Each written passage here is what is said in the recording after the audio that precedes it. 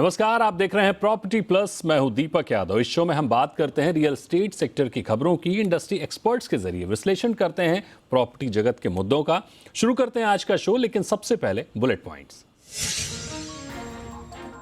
देश के top 12 listed real estate developers की प्रॉपर्टी बाजार में हिस्सेदारी स्थिर।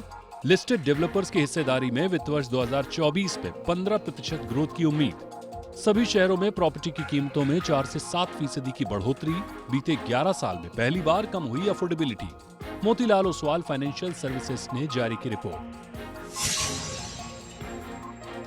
2022 में रिटेल लीज में रही तेजी। 2022 में रिटेल लीजिंग सालाना 21% बढ़कर हुई 47 लाख वर्ग फीट। बेंगलुरु और दिल्ली एनसीआर में सबसे अधिक 61% लीज हुई रिटेल प्रॉपर्टी। चेन्नई, हैदराबाद और पुणे में प्रत्येक में 9% लीज हुई प्रॉपर्टी। सीबीआरई की रिपोर्ट में सामने आए रिटेल लीज के आंकड़े। छोटे डेवलपर्स और टियर 2-3 शहरों के प्रोजेक्ट्स को कैसे आसान होगी फंडिंग? क्या बढ़ने वाला है स्वामी फंड का दायरा?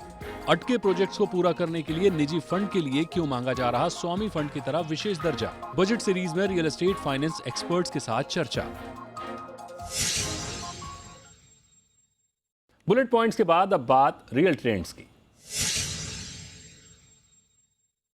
बजट डे का काउंटडाउन शुरू हो चुका है। हर सेक्टर की अपनी उम्मीदें हैं। जाहिर है रियल्टी सेक्टर भी वित्त मंत्री से तमाम आशाएं लगाए बैठा है। इस क्रम में जी बिजनेस की बजट सीरीज जारी है। प्रॉपर्टी प्लस में हम रियल एस्टेट सेक्टर के अलग अलग पहलुओं तक पहुंचकर बजट एक्सपेक्टेशन जानने की कोशिश कर रहे हैं। रियल एस्टेट में प्रोजेक्ट फाइनेंस सबसे अहम हिस्सा है। एनारॉक की एक रिपोर्ट के मुताबिक देश भर में 5 लाख घर अटके पड़े हैं, जिनकी कीमत करीब 4.5 लाख करोड़ है। इन प्रोजेक्ट को फंड की दरकार है, लेकिन इन्हें आसानी से फंड उपलब्ध नहीं है। सरकार ने ऐसे प्रोजेक्ट्स को पूरा करने के लिए अल्टरनेटिव इन्वेस्टमेंट फंड, जिसे आप स्वामी फंड के तौर पर जानते हैं, उसे लॉन्च किया गया। कई प्रोजेक्ट भी पूरे हुए, लेकिन समस्या अब भी विकराल है। इस बार बजट में डेवलपर्स ने मांग की है कि स्वामी फंड 2 को लॉन्च किया जाए। तो क्या वजह है, क्यों प्रोजेक्ट की फंडिंग मुश्किल है? इस समस्या को फाइनेंस एक्सपर्ट्स कैसे देखते हैं? वित्त मंत्री से क्या मांग है? इन्हीं सब बातों को समझने की कोशिश करेंगे आज के एपिसोड में। हमारे साथ कुछ खास मेहमान हैं, उनसे आपका परिचय कराते हैं। हमारे साथ हैं अमित गोयनका, एमडी नेसेस फाइनेंस, और हमारे साथ जुड़े हैं विष्णु प्रकाश राठौर, सीईओ क्रेडेंट एसेट मैनेजमेंट। तो बहुत स्वागत करेंगे विष्णु जी और अमित जी आपका हमारे शो में जुड़ने के लिए। सबसे पहले अमित जी आपके पास आऊंगा और मेरा पहला सवाल ये होगा कि रियल एस्टेट में स्मूथ फंड फ्लो के लिए वित्त मंत्री से आपकी क्या कुछ डिमांड है? धन्यवाद दीपक जी। ये बात तो तय है कि इस इंडस्ट्री को इस समय जितनी पूंजी की जरूरत है उतनी पूंजी उपलब्ध नहीं है, और ये पूंजी की मात्रा बढ़ाना बहुत ही अनिवार्य हो गया है। तो पहली बात ये है कि स्वामी फंड को एक स्पेशल दर्जा दिया गया है एक्ट में। तो जी। अगर आप एनसीएलटी में, इंसॉल्वेंसी और बैंक्रप्सी कोड में देखें, तो जो भी इन्वेस्टमेंट स्वामी फंड करता है वो इंसॉल्वेंसी प्रूफ हो जाता है। इसका मतलब कि अगर रुपया लगता है नया और ये प्रोजेक्ट रिवाइव करना है, तो कोई और इंसान, चाहे वो बायर हो, वेंडर हो, कोई और इंसान इसको वापस इंसॉल्वेंसी में जाके अटका नहीं सकता। ग्रेट। ये बहुत जरूरी चीज है। और अगर हम नया रुपया लगा रहे हैं तो ये सेम प्रोटेक्शन हमको मिलना चाहिए, वरना हमारे पास वो रिस्क फैक्टर तो बना हुआ है मगर वो प्रोटेक्शन नहीं है। तो सबसे पहले तो ये एक पैरिटी लाना जरूरी है एआईएफ के बिल्कुल। लिए कि सिर्फ एसबीआई स्वामी फंड को नहीं, मगर कोई भी रुपया अगर इन्वेस्टमेंट करता है मिडिल इनकम अफोर्डेबल प्रोजेक्ट्स में, तो उसको वो आप इंसॉल्वेंसी प्रूफ बनाइए ताकि पैसे अटके नहीं। दूसरी चीज जो है कि ये फंड्स को आप, अगर आप चाहते हैं कि ये फंड्स बड़े हों, तो इंस्टीट्यूशनल पार्टिसिपेशन को अलाउ करना जरूरी है। हमने इस बार भी देखा कि स्वामी फंड 15,000 करोड़ में आके रुक गया। फाइनल क्लोज 15,000 करोड़ हुआ, वो भी लास्ट का 5,000 करोड़ रुपया जो है वो सरकार को देना पड़ा। अगर आप इंस्टीट्यूशनल पार्टिसिपेशन नहीं करेंगे तो ग्लोबल पार्टिसिपेशन भी नहीं आएगा। तीसरा सवाल है जहां तक टैक्स बेनिफिट्स का है, तो अब ये टैक्स बेनिफिट्स इसमें फिलहाल तो कोई दिए नहीं गए हैं। मेरा अगला सवाल विष्णु जी आपसे होगा कि बीते 2 साल में हमने देखा कि मार्केट में लिस्टेड प्लेयर्स का दबदबा बढ़ा है। जाहिर है ना तो उनके पास फंड की कमी है और ना ही बैंकों से उन्हें फंड मिलने में कोई मुश्किल आती है। आसानी से फंड मिल जाता है। तो छोटे डेवलपर्स के साथ फंड की दिक्कतें क्यों बनी हुई हैं? ऐसे में क्या आने वाले समय में छोटे डेवलपर्स के लिए मुश्किलें और ज़्यादा बढ़ सकती हैं और छोटे डेवलपर्स को या छोटे शहरों के डेवलपर्स को आसानी से फंड मिले, इसके लिए बजट में क्या कुछ किए जाने की ज़रूरत है? जहाँ तक स्वामी फंड की बात है, स्वामी फंड डेफिनेटली एक बहुत बढ़िया अप्रोच है, बट उसको और एक्सपैंड करने की जरूरत है। हमारे अपने कम्युनिटी में, जो हमारी फंड मैनेजमेंट कम्युनिटी है, उसमें कई बार ये बात उठ चुकी है कि क्या किसी और मैनेजर को अपार्ट फ्रॉम एसबीआई कैप ये अपॉर्चुनिटी मिलनी चाहिए। क्या ये 25,000 करोड़ से ऊपर जाना चाहिए विथ जो भी प्रोटेक्शन स्वामी फंड को दिया गया है, वो प्रोटेक्शन क्या किसी और फंड मैनेजर को जो इसी एक्ट के अंदर में एडिशनल फंड मैनेज कर रहे हैं उनको मिलना चाहिए। आपने बीते दिनों देखा होगा एआईएफ जो एक इन्वेस्टमेंट व्हीकल है apart from other institutional investment vehicles, इसके अंदर काफी दिक्कतें आई बिकॉज 2012 में ये शुरू हुआ था। 13-14 के जो फंड है उनमें आज भी ये इशू है कि उनका क्लोजर नहीं हो पा रहा है because of different reason, whether it's developer default or situations arise because of macro environment. So इन सब चीजों को सॉल्व करने के लिए हमें एक मिड पाथ निकालना पड़ेगा। जहां तक इंस्टीट्यूशनल इन्वेस्टमेंट की बात है, इंस्टीट्यूशनल इन्वेस्टमेंट आज के डेट में बहुत रिस्ट्रिक्टेड है। इंडिया सब हिंदुस्तान को लेकर के बहुत बुलिश है। पॉजिटिव है। अमित सर, इसी बात को आगे बढ़ाते हुए समझना चाहेंगे कि आज भी देश में 4.5 लाख करोड़ की कीमत के घर अटके हुए हैं क्योंकि इन प्रोजेक्ट्स को फंड नहीं मिल पा रहा है। डेवलपर स्वामी फंड 2 की मांग कर रहे हैं। स्टक प्रोजेक्ट का हल एआईएफ के जरिए सही है, लेकिन दूसरा विकल्प क्या हो सकता है? क्योंकि हम देख रहे हैं कि दुनिया भर के निवेशक भारत में निवेश को लेकर पॉजिटिव हैं, तो नए विकल्प क्यों नहीं निकल पा रहे हैं? जरूर विकल्प है दीपक जी, और क्यों नहीं होंगे। एआईएफ सिर्फ मात्र एक विकल्प है जो आज लीगलाइज किया गया है, जिस योजना को सारे रेगुलेटर्स ने अप्रूव किया है। मगर दो तीन चीजें और हैं जो मैं कह रहा हूँ। पहली बात तो हम बहुत समय से रियल एस्टेट को इंडस्ट्री स्टेटस की मांग चाह रहे हैं। इंडस्ट्री की मांग, आप स्टेटस की मांग ना भी दें तो एटलीस्ट जो छोटे बिजनेसेस हैं, छोटे डेवलपर्स हैं, उनको एमएसएमई बेनिफिट दें। अगर आप एमएसएमई बेनिफिट उनको दे पाते हैं तो बहुत बड़ा कॉर्पस सरकार ने मीडियम एंड स्मॉल एंटरप्राइजेस के लिए नियोजित किया गया है, जो इनको भी उपलब्ध होना चाहिए। दूसरा पहलू ये भी है कि अगर आप फॉरेन कैपिटल देखें तो इस समय फॉरेन कैपिटल को आज, जबकि एफडीआई काफी हद तक खोल दिया गया है, मगर उनको यहाँ पे एसेट्स ओन करने की कोई अनुमति नहीं है। ग्लोबली ऐसा कोई देश नहीं है जहां पे फॉरेन इन्वेस्टर जाके एसेट्स खरीद नहीं सकता। तो जैसे आप रीट्स में आप कमर्शियल रियल एस्टेट खरीद सकते हैं, आप इंडिया में रेसिडेंशियल रियल एस्टेट खरीद नहीं सकते। तो जब तक अगर वो आपको अप्रूवल नहीं मिलेगा, तब तक आप ये आगे बढ़ा नहीं पाएंगे, बिकॉज बहुत सारी इन्वेंट्री है जो आप अगर हर हर चीज जो है वो एआईएफ के थ्रू सॉल्व नहीं हो सकती। तो जब तक आप फॉरेन इन्वेस्टर को पूरी छूट नहीं देंगे कि ये इन्वेस्ट करके इन प्रोजेक्ट्स को कंप्लीट करके ओन करके वो एग्जिट कर पाए, तब तक तो वो भी नहीं हो पाएगा। तो ना ये लेंड कर पा रहे हैं ना ओन कर पा रहे हैं। तो इफेक्टिवली घूम फिर कर इनको भी आईएफ के थ्रू ही आना पड़ रहा है कि आप डोमेस्टिक आईएफ करिए, उसी में आप अपना रुपया लगाइए और जैसे बाकी लोग कर रहे हैं आप उसी भी भीड़ में शामिल हो जाइए। ये इनका नेचर नहीं है। आप ग्लोबली देखेंगे तो सारे लोग जीता चाहते हैं, प्रोजेक्ट एक्वायर कर लेते हैं, खत्म करते हैं, बेचते निकल जाते हैं। ये यहाँ पे कर नहीं पा रहे। तो ना ही एमएसएमई का सपोर्ट है और ना ही इनको फॉरेन कैपिटल का सपोर्ट है। तो जब तक ये सारे मार्ग खुलेंगे नहीं, तब तक तो सिर्फ अभी जो एग्जिस्टिंग मार्ग खुले हुए उसी पे हमको हम अपना सारा विश्वास रखना पड़ेगा। विष्णु सर, अगला सवाल आपसे ये होगा कि अफोर्डेबल हाउसिंग में रुझान कम हुआ है, बिक्री और न्यू लॉन्च काफी कमजोर हुए हैं। क्या फंड हाउस या निजी निवेशक अफोर्डेबल प्रोजेक्ट में निवेश करने से बच रहे हैं या कोई और वजह है?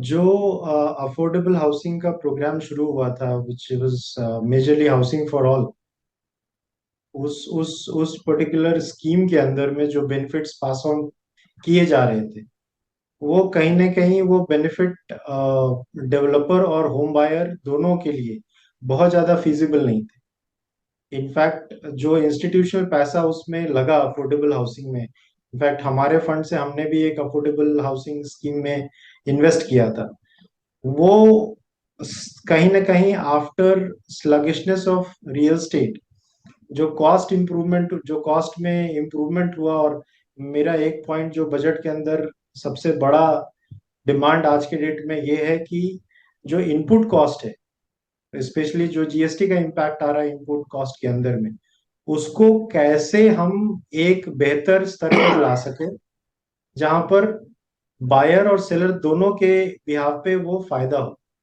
अब आप सीमेंट देख लीजिए या फिर जो दूसरे कंपोनेंट हैं बिल्डिंग मटेरियल के, वहां पर इट गोज अप टू 28%। सो एक तिहाई खर्चा, एक तिहाई कॉस्ट सिर्फ जीएसटी का जाता है। और ये बहुत बड़ा एक कॉस्ट लिमिटेशन है एक छोटे डेवलपर के लिए जो एक अफोर्डेबल हाउसिंग डेवलप कर रहा है। टू अब 3 से 4 हजार की प्राइसिंग है और कॉस्ट जो है वो अब 2 हजार के ऊपर जा रहा है। बिल्कुल, तो एक यानी छोटे मार्जिन पे पूरा डेवलपर, असर पड़ता है। बिल्कुल बिल्कुल। सो अगर वो एक पर्टिकुलर सेट ऑफ मार्जिन नहीं बना पा रहे हैं तो वो कैसे पास ऑन करेंगे हमारे जैसे इन्वेस्टर।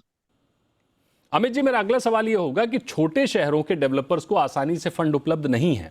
तमाम आईपीसी रिपोर्ट्स में भी हम टॉप शहरों की ही बात करते दिखते हैं। हालांकि एचडीएफसी कैपिटल ने $3 बिलियन का फंड एलोकेट किया है। वित्तीय संस्थान छोटे शहरों के रियल एस्टेट को लेकर क्या राय रखते हैं और इसे आसान बनाने के लिए वित्त मंत्री से क्या कुछ उम्मीदें की जा रही हैं?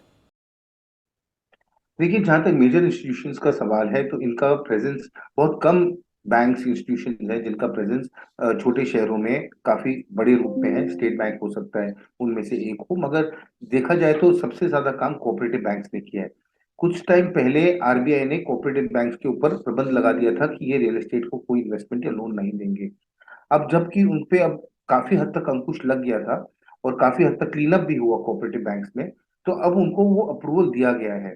तो अगर वो अप्रूवल दिया गया है, अगर कोऑपरेटिव बैंक्स में एक एक एक धनराशि उसमें या उनके डिपॉजिट बेस में अगर लोकेट होती है, तो काफी हद तक जो कोऑपरेटिव बैंक्स हैं वो वहां पे पहुंच सकते हैं जहां पे नेशनलाइज्ड बैंक्स या प्राइवेट बैंक नहीं पहुंच पा रहे हैं। आई थिंक सबसे पहले तो ये कर सकते हैं। दूसरा, माइक्रो माइक्रो एआईएफ। अब माइक्रो एआईएफ अगर हम करते हैं तो जहाँ पे लोकल लोगों के स्तर पर लोकल पैसा छोटी मात्रा में लेकर वहीं पे इन्वेस्ट किया जाए, तो ये डेफिनेटली पॉसिबल है। इसका मतलब ये है कि आपको जो स्टैंडर्ड फ्रेमवर्क होता है एआईएफ का, जहाँ आपका ट्रस्टी है, मैनेजर का क्वालिफिकेशन है, उसको इतना कमिट अमाउंट करना पड़ेगा, ये सब चीजों को सिंप्लीफाई करके, जैसे हम माइक्रो रीट की बात कर रहे हैं, अभी रीट रेगुलेशंस को भी हम माइक्रो रीट में ला रहे हैं, तो जैसे हम माइक्रो रीट ला रहे हैं वैसे माइक्रो एआईएफ भी लाने पड़ेंगे जो लोकल लेवल पे छोटा पैसा लगा के छोटे प्रोजेक्ट्स को सपोर्ट कर पाए, जहां पे क्वालिफिकेशन क्राइटेरिया, इन्वेस्टमेंट क्राइटेरिया काफी हद तक डाइल्यूट किए जाएं, पर वहां पे मॉनिटरिंग जरूर बनाए रखें। विष्णु सर, हर तरफ जॉब कट हो रहे हैं। यूएस में तो मारकाट मची हुई है। माइक्रोसॉफ्ट ने अभी 11,000 लोगों को नौकरी से निकालने की बात कही है। गूगल, अमेजॉन, ट्विटर, ये सारी कंपनियां छटनी कर रही हैं। बाकी भारतीय कंपनियां भी पीछे नहीं हैं। ऐसे में होम बायर्स का सेंटिमेंट कितना प्रभावित हो सकता है? देखिए, अगर हम आने वाले एक साल, ये जो जिस साल में है, इस कैलेंडर ईयर की बात करें तो 2023 जो है वो बहुत 2022 बहुत अच्छा था पिछला साल। हमने जो सेल्स नंबर देखे हैं वो का उम्मीद से ऊपर थे।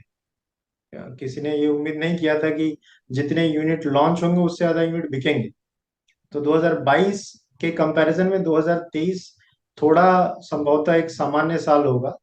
आईटी सेक्टर में स्लो डाउन देख रहे हैं, भले वो पश्चिमी देशों के नौकरियों के जाने का सवाल हो या हमारे यहाँ पर भी आपने देखा होगा कई स्टार्टअप जो जिनको यूनिकॉर्न कहते हैं उन्होंने भी काफी जॉब कट किया है। इससे सबसे ज्यादा इम्पैक्ट जो है वो दो बड़े शहर हैदराबाद बैंगलोर में आ सकता है।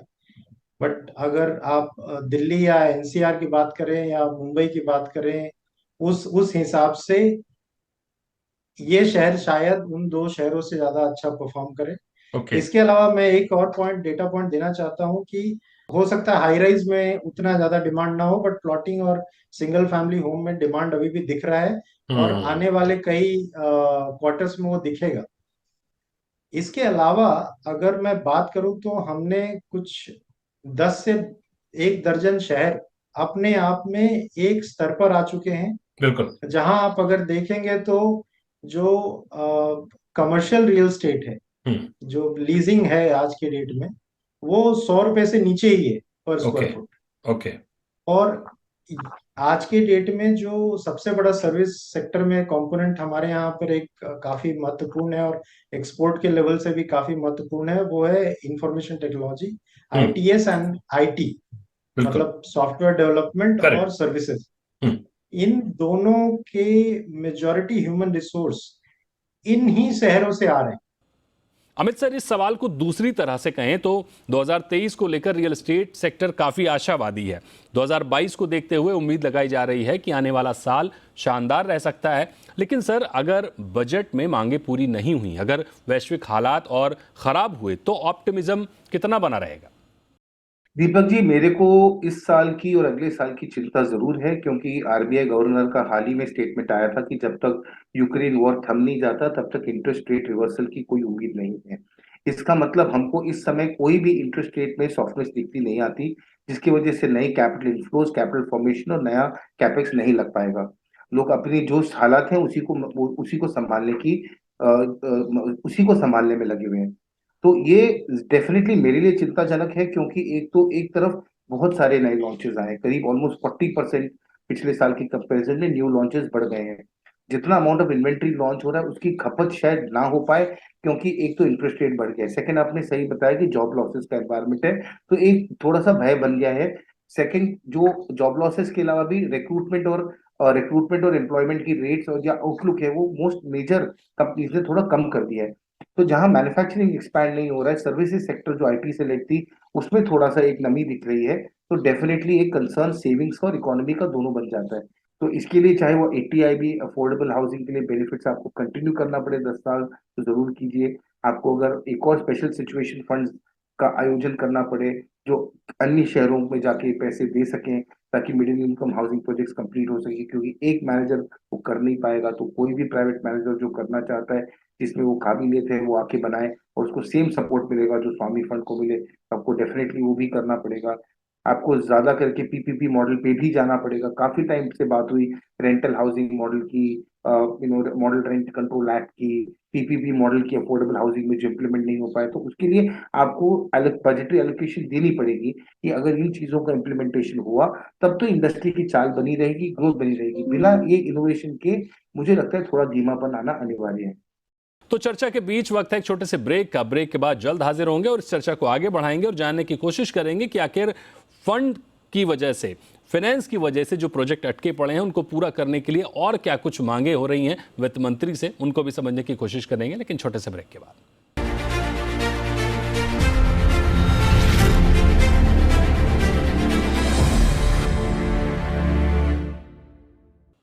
Welcome back. आप देख रहे हैं प्रॉपर्टी प्लस और प्रॉपर्टी प्लस में बजट सीरीज जारी है। बजट में जो एक्सपेक्टेशन है रियल एस्टेट सेक्टर की, उसको हम step by step her bar cover कर रहे हैं और आपको बताने की कोशिश कर रहे हैं कि रियल एस्टेट सेक्टर किस तरह की समस्याओं से जूझ रहा है, जो वो समस्याएं वित्त मंत्री तक पहुंचाना चाहते हैं। तो आज भी चर्चा जारी है, मेहमान जुड़े हुए हैं और चर्चा को आगे बढ़ाते हैं। विष्णु सर, एक अंतिम सवाल आपसे ये कि अब डिमांड साइड बात होने लगी है, बिल्डर खुलकर होम बायर्स को रिलीफ की बात कर रहे हैं, डेवलपर्स की विश लिस्ट में भी अधिकतर जो मांग है वो ग्राहकों के पक्ष में दिख रही हैं। तो ये रियल एस्टेट में जो नैरेटिव बदला है, इसको कैसे समझें? जी बिल्कुल, मैं बिल्कुल सहमत हूँ आपके इस वाक्य से। और जो अगर मैं अपनी विश लिस्ट में देखूं तो चार मुख्य बिंदु मैं आपको बताना चाहूंगा। पहला तो यही है कि जो डिस्पोजेबल इनकम एक इंडिविजुअल के पास होती है उसको कैसे बेहतर किया जाए। चाहे वो इम्प्रूवमेंट इन टैक्स स्लैब हो या बेनिफिट्स जो एक होम बायर को पास ऑन होती है in terms of tax exemption in interest and principle of any mortgage, तो वो जो है उसके ऊपर काम करने की बहुत ज्यादा जरूरत है। उसके अलावा एक और पॉइंट है जो कि बोलिए बोलिए सर। एलटीवी के रिलेटेड है। हम्म। जो हम आज के डेट में हमारे जो मॉर्गेज प्रोवाइडर हैं, बैंकर्स हैं मेनली, चाहे वो एचडीएफसी लिमिटेड हो चाहे पीएनबी हाउसिंग, जितने भी होम लोन प्रोवाइडर्स हैं, उनका क्राइटेरिया ये है कि 75 लाख से नीचे वाले, जिनको हम मिड इनकम हाउसिंग कहते हैं, मिड इनकम हाउसिंग लोन, वहां पे वो एलटीवी 85% तक, किसी किसी सूरत में 90% तक जाते हैं। But due to increase in fix cost and increase in land prices, जो प्राइसिंग है वो 75 के ऊपर चली गई है। Product pricing, okay. जो घर की कीमत है वो कहीं ना कहीं एक मिड इनकम में 75 के ऊपर चली गई है। और अगर आप 10 बड़े इकोनॉमी आप ले लें तो 3.2% उनका एवरेज है, और जबकि हिंदुस्तान का जो होम लोन डिफॉल्ट है वो 2% से नीचे है। तो जब हम्म। हमारा एक घर खरीदार अपने कर को पूरी तरह चुका रहा है, और एवरेजली आप देखिएगा तो हाउसिंग लोन लोग 5 से 7 साल में चुका देते हैं। अमित सर, एक और सवाल मेरा आपसे ये होगा कि क्या आपको नहीं लगता कि जिस तरह के ग्लोबल हालात हैं, ऐसे में रियल एस्टेट को देने के लिए एफएम के पास ज्यादा कुछ नहीं है? जरूरी नहीं है दीपक जी, हम कोई पूंजी नहीं मांग रहे इस समय, हम कोई बहुत बड़ी बजटरी एलोकेशन नहीं मांग रहे। अगर आपको बजटरी एलोकेशन की चिंता है तो हम वो नहीं मांग रहे। हम सिर्फ कह रहे हैं कि आप जो एक बेड़ियां बना रखी है सेक्टर के इर्द गिर्द, फाइनेंशियल इंस्टीट्यूशंस के इर्द गिर्द, तो वो बेड़ियां हटाइए। इस समय अगर देश पैसा लेने का सक्षम है, देश में पैसा लाने के लिए उत्सुक है, तो आप क्यों दरवाजे खड़े कर रहे हैं? तो मैं सिर्फ दो तीन चीजें कह रहा हूँ। आप जो नेसेसरी टैक्स रिलीफ है ताकि अफोर्डेबल हाउसिंग चलता रहे, आप वो बस सिर्फ उतना बरकरार रखिए, अगर बहुत कुछ ना भी कर पाए। मगर ये जो बेड़ियां हैं एफडीआई की, एआईएफ की, फॉरेन इन्वेस्टर्स की, चाहे वो परचेज ऑफ इन्वेंट्री हो, चाहे वो एक्सटर्नल कमर्शियल बोरोइंग हो, चाहे एआईएफ में पार्टिसिपेशन हो, अगर वो बेड़ियां हटा देते हैं, सीनियर जूनियर हो, काफी दिक्कत आई कि भाई अगर मैं सीनियर जूनियर में आ रहा हूँ एआईएफ में, ये बेड़ियां हटा देंगे तो काफी रुपया उपलब्ध हो पाएगा। और एक पॉलिसी चेंज की जरूरत है, एक माइंडसेट चेंज की जरूरत है कि हाउसिंग भी एक कोर सेक्टर है, एक ग्लोबल इन्वेस्टमेंट एसेट क्लास है। सिर्फ एक एक निवेशक, सिर्फ एक ग्राहक तक सिर्फ सीमित नहीं है। जैसे आपने कमर्शियल रियल एस्टेट को ग्लोबल एसेट क्लास माना है, आप हाउसिंग को भी ग्लोबल एसेट क्लास मानिए, तो आप देखिए कितना बड़ा परिवर्तन आ सकता है। बिल्कुल, तो वित्त मंत्री से काफी उम्मीदें हैं, लेकिन रियल एस्टेट सेक्टर एक विरोधाभास में भी है। रिपोर्ट्स कहती हैं सब चंगा सी, लेकिन मांग कहती है कि मुश्किलें हैं। लेकिन एक बात जो 100% सच है कि कुछ ब्रांडेड डेवलपर्स के अलावा अधिकतर बिल्डर्स फंड की कमी से जूझ रहे हैं। स्टक प्रोजेक्ट एक बड़ा सिरदर्द है रियल्टी सेक्टर का, जिसे दूर करने की जरूरत है। एआईएफ फंड काफी नहीं है, दूसरे विकल्प खोजने होंगे कि कैसे फॉरेन फंड के लिए रास्ते आसान हो ताकि स्टक प्रोजेक्ट से निजात पाई जा सके। हालांकि एक बात जो निकल कर आ रही है कि बहुत ज्यादा फंड एलोकेशन की मांग नहीं है, पॉलिसी चेंज की दरकार है ताकि जो फंड पॉलिसी में मूलचूल परिवर्तन की वजह से नहीं आ पा रहे हैं उनको रास्ता मिले। हालांकि कितनी मांगे होंगी पूरी और कितनी रह जाएंगी अधूरी, ये तो साफ होगा 1 फरवरी को। तो बजट से पहले वित्त मंत्री से रियल एस्टेट सेक्टर की उम्मीदों की सीरीज जारी रहेगी। आप बने रहिए जी बिजनेस पर। नमस्कार।